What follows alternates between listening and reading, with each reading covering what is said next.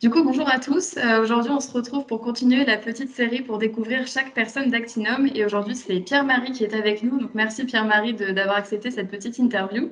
Avec plaisir. Est-ce que, pour débuter un petit peu et pour qu'on apprenne un peu plus à te connaître, est-ce que tu pourrais nous présenter ton parcours? Oui, alors j'ai été chef de projet sur des projets qui sont liés à l'informatique, au réseau informatique. Et ensuite, j'ai eu l'opportunité de participer à la création d'Actinum en 2009. Et donc j'ai commencé comme ça, dans un premier temps, principalement sur des projets de développement d'Actinum, mais aussi sur les missions de formation. Donc j'ai fait beaucoup de formations pendant 8 ans. Je faisais des formations sur les fondamentaux de la gestion de projet jusqu'à des certifications internationales, en passant par les outils de la gestion de projet, avant de devenir directeur pédagogique et numérique. Ok, d'accord. Et du coup, qu'est-ce qui t'avait plu dans le rôle de formateur? Voilà, c'est l'enrichissement permanent, déjà parce pour être formateur, il faut être en veille permanente sur les approches, mais également l'enrichissement aussi grâce aux expériences, aux retours d'expérience des participants, ou tout simplement même ce qu'ils rencontrent dans leur quotidien. C'est extrêmement enrichissant et ça permet d'améliorer à la fois les pratiques des participants, certes, mais aussi ses propres pratiques. Donc c'est vrai que c'est un enrichissement mutuel qui m'a beaucoup intéressé. Ok. Et du coup, aujourd'hui, pour qu'on comprenne un peu plus, le rôle d'un responsable pédagogique et numérique, c'est quoi concrètement? T'es en contact avec les autres personnes de l'entreprise ou c'est plutôt un rôle plutôt isolé?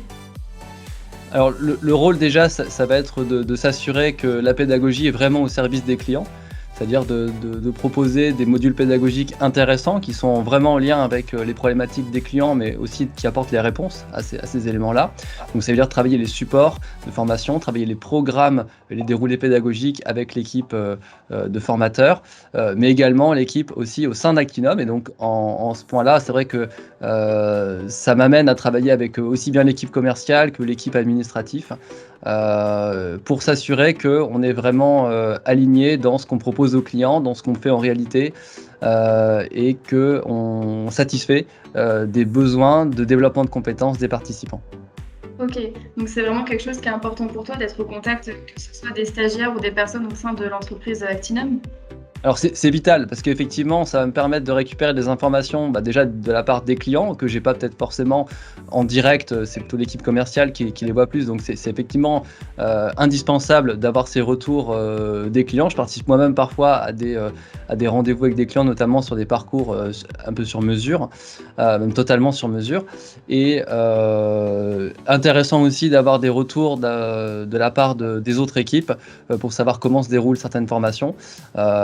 Et aussi au contact des formateurs qui sont finalement aux premières loges de la prestation qui est proposée à nos participants et du coup qui peuvent, en plus des retours des participants, bien sûr, nous faire des retours un peu différents, complémentaires, qui peuvent permettre d'améliorer les dispositifs de formation. Ok, d'accord. Et est-ce que selon toi, en plus des compétences professionnelles, est-ce qu'il y aurait des qualités personnelles à avoir en particulier pour faire ce domaine, enfin ce métier-là? Alors, moi, je dirais un point peut-être là qui me vient à l'esprit, c'est la curiosité. La curiosité d'être jamais satisfait, de pas en fait se dire oh, je maîtrise le sujet, je connais tout, mais d'avoir tout le temps la curiosité d'aller creuser, découvrir des nouvelles approches, de se renouveler aussi, de se remettre en question. Ça, je pense que c'est vraiment important pour réussir à suivre les évolutions d'un marché qui évolue très vite avec des pratiques qui évoluent sans cesse. Ok, ouais, ouais, bien sûr. Et du coup, pourquoi est-ce que tu recommanderais Actinum comme organisme de formation, que ce soit pour y travailler à l'entreprise Actinum ou que ce soit en tant que stagiaire pour participer à une formation? Alors, je recommanderais sur le côté, aussi pour les participants, notamment pour le côté expérientiel, c'est-à-dire le fait de pouvoir mettre en pratique, en formation, les connaissances qui sont présentées, afin que lorsqu'on retourne dans ces missions, on ait déjà une expérience qui nous permette, de mettre le pied à l'étrier en quelque sorte. Si je dois recommander,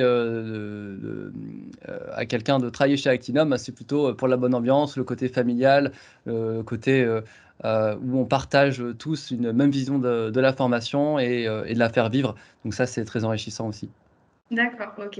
Et est-ce que tu as des perspectives prochaines qui t'attendent? Et bah, là, c'est bientôt le week-end, j'ai une passion qui est la musique, donc effectivement, je vous propose, de vous faire partager, un petit morceau. Avec plaisir, vas-y, on t'écoute.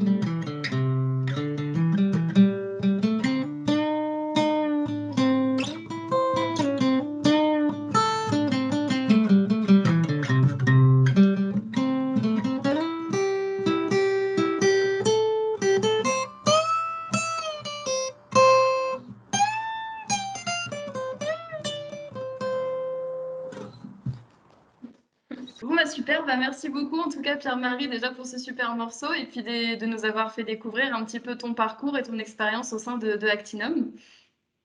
Mais je vous en prie. Bon week-end à toi, profite bien. Et à vous qui nous écoutez, bon week-end à vous tous aussi. Et on se retrouve dans un mois du coup pour un nouveau portrait d'une personne de chez Actinum. Bon week-end à tous! À bientôt.